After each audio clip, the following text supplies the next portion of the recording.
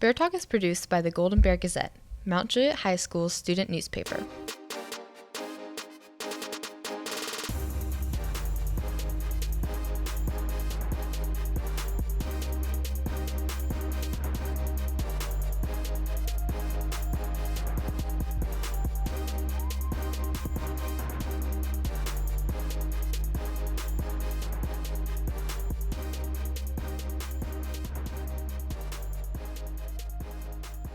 Welcome back to the newest episode of Bear Talk. I'm your host, Abbie Scoby. For this episode, Mallory and Bella will be combining forces for a new segment of BearBeats. And lastly, Isabella Lesher will be giving you your weekly update. With the Junior ACT coming up on March 26, I wanted to use my segment on Bear Talk to point our listeners to a few resources available to them at our school. I recently had the pleasure of talking to Miss Holloway about some of the library's lesser-known ACT resources, and honestly, I was a little disappointed in myself that I didn't ask sooner. Did you know that we have multiple physical study guides and prep books for the ACT available for checkout? I sure didn't, and I could really use that sophomore year. Also, if you're looking to go the more digital route, you can access similar test prep materials from the Tennessee Electronic Library, or better known as TEL. To get there, you go through the Launchpad tab that pops up as soon as you log into your Chromebook, and then go to the search bar. Look up the TEL app and click the pop-up box. Once you're on the website, all you have to do is click Test Prep and choose Peterson's. If you do not already have an account, you'll need to make one, but don't worry, it's free. Additionally, the library lets you check out TI Inspire calculators. This can help you prepare and get familiar with the math section. Speaking of math, Mu Alpha Theta provides tutoring for students who need extra help with math and science. They offer tutoring on Tuesday and Thursday afternoon from 3:30 to 4:30 p.m. in Miss Kent's room, which is C126. If you don't necessarily need tutoring, but a quiet place to study instead, Mu Alpha Theta also has you covered. The tutoring session can also act as a study hall for all students during the times provided. Finally, I wanted to talk a little bit about my personal experience with studying for the ACT. I was fortunate enough to be able to spend a little extra money on an ACT prep book, and it really helped me understand essential concepts that I was unfamiliar with. I used the Kaplan ACT prep book, which is retailed for about $20-$30 depending on the website you get it from, and this was because a friend from my Gov school recommended it. As a testimony to its power, it brought up my score 5 composite points over the summer between my junior and senior year. However, this book isn't just good on its own. It's what you, the user, makes of your resources.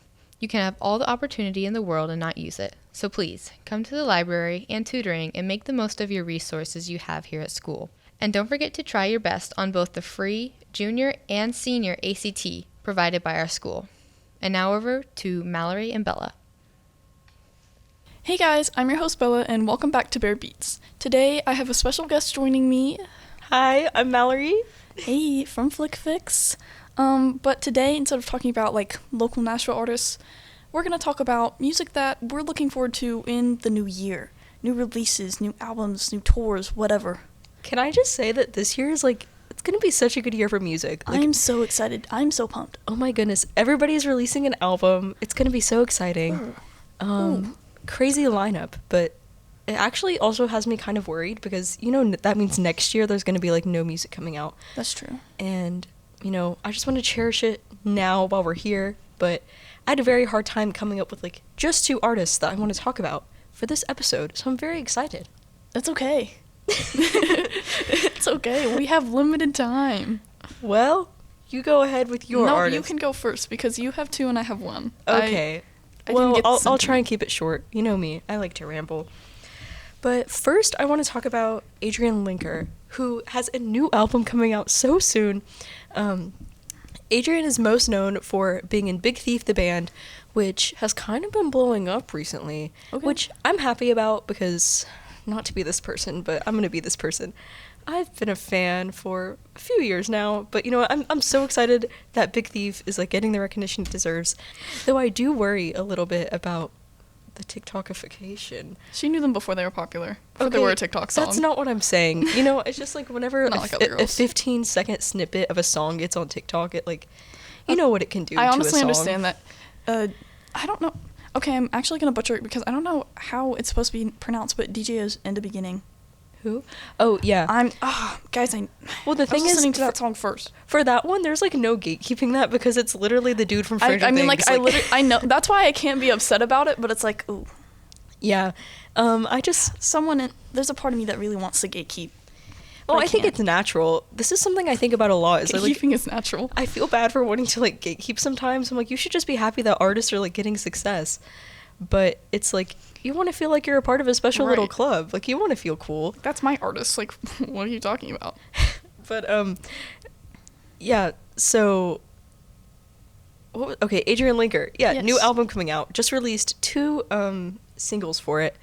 And I think they're really good. It's very on brand for, like, the general sound of Adrian and Big Thief, which is just, like, the alternative indie folk thing, which I'm really into right now. Okay, yeah. So, I'm very excited for that one. You go ahead with your artist. All right. This is one that we have literally both been talking about. Well, I was about to say this entire week, but we're recording this on a Tuesday, so I guess all of yesterday.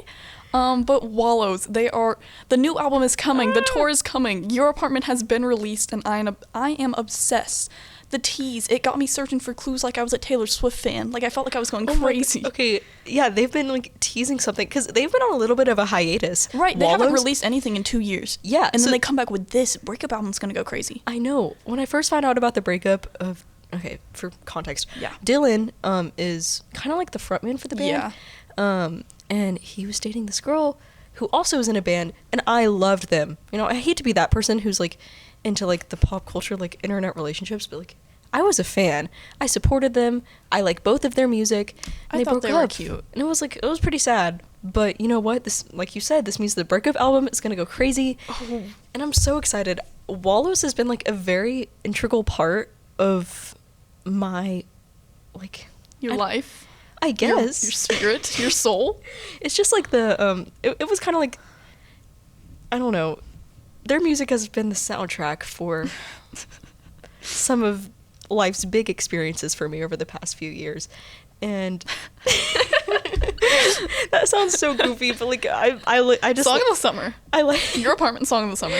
I like them a lot, and their music, like, I don't know, I feel so corny saying all of these things, but it's okay. No, it's okay. This entire segment feels really corny sometimes, but you just have to push through. Yeah, music is like, I don't know.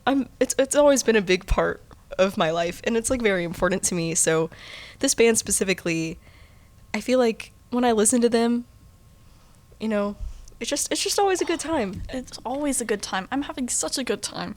I've been listening to Your Apartment almost every day since it was released on February 16th.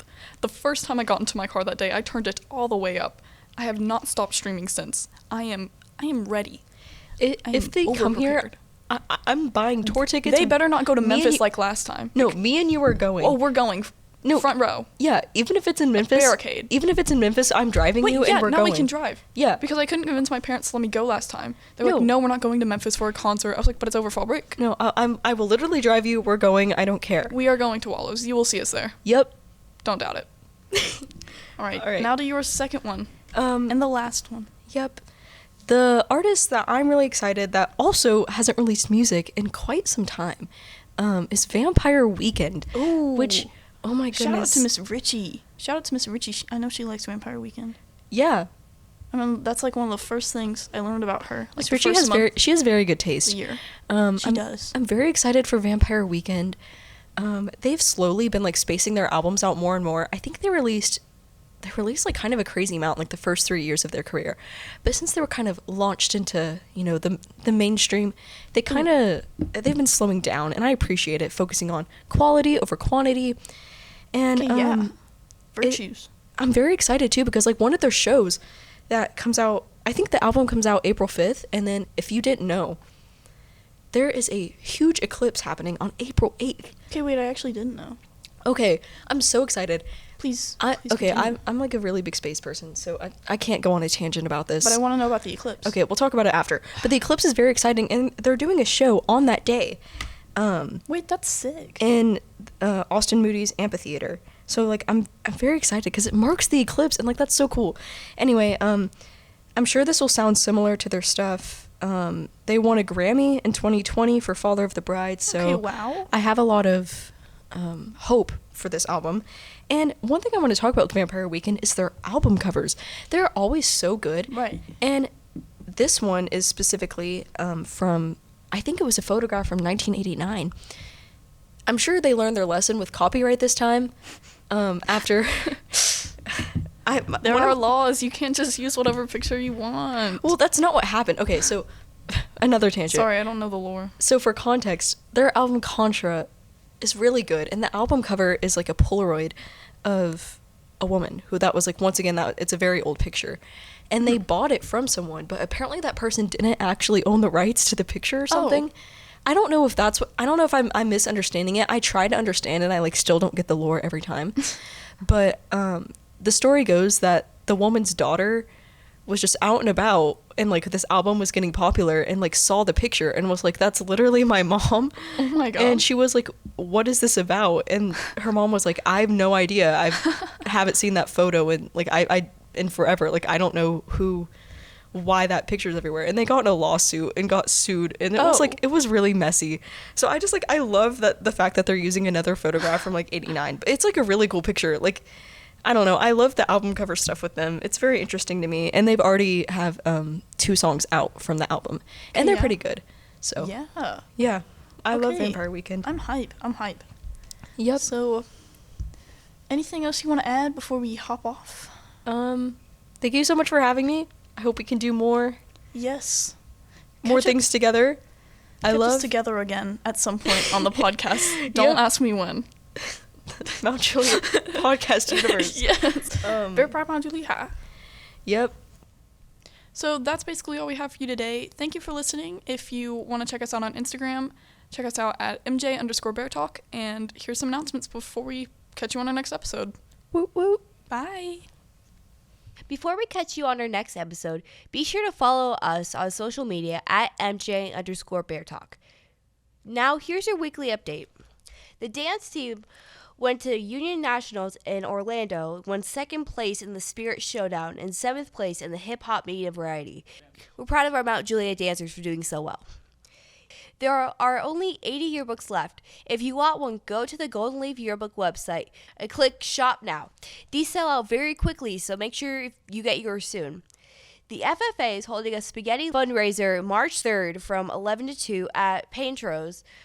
If you want tickets, contact Miss Pig. They are $10. The Mount Juliet Winter Guard went to WG Regionals in Huntsville, Alabama this past Saturday. They got 2nd place out of 24 with a score of 82.19. Great job. Attention AP Hug students. Mr. Mayo is hosting review sessions every Wednesday from 3:30 to 4:30 on the dates between February 28th and May 1st in B124. If you take an AP Hug and you're planning to take the test, this is definitely something you do not want to skip. That's all we have for you today. Stay classy, MJ, and have a very great day.